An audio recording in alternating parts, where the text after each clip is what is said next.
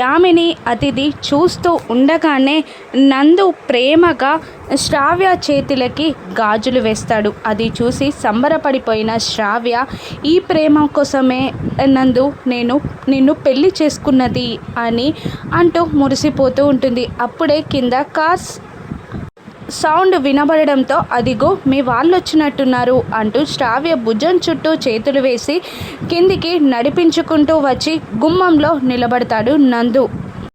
శ్రావ్య వాళ్ళని చూసి హ్యాపీగా ఫీల్ అవుతూ ఉండగా శ్రావ్య భుజం మీద ఉన్న నందు చెయ్యి బిగుసుకుంటుంది. ఇక తన భుజంపై నొప్పి తెలుస్తూ ఉండడంతో అయోమయంగా నందు వైపు చూస్తూ ఉంటుంది శ్రావ్య. అప్పుడు నందు ఒక్కసారిగా శ్రావ్య జుట్టు పట్టుకొని బయటికి నెట్టేస్తాడు. దాంతో ఊహించని షాక్లో శ్రావ్య దొర్లుకుంటూ బయటికి వెళ్ళి పడబోతూ ఉండగా ఇంటికి వచ్చిన ఫ్యామిలీ అంతా షాక్ అయి చేతుల్లో ఉన్న వాటిని వదిలేస్తారు. ఇక గౌతమ్ కింద పడిపోతున్న శ్రావ్యని పట్టుకొని ఆపుతాడు. శ్రావ్యని నందు వదిలేసినట్టేనా?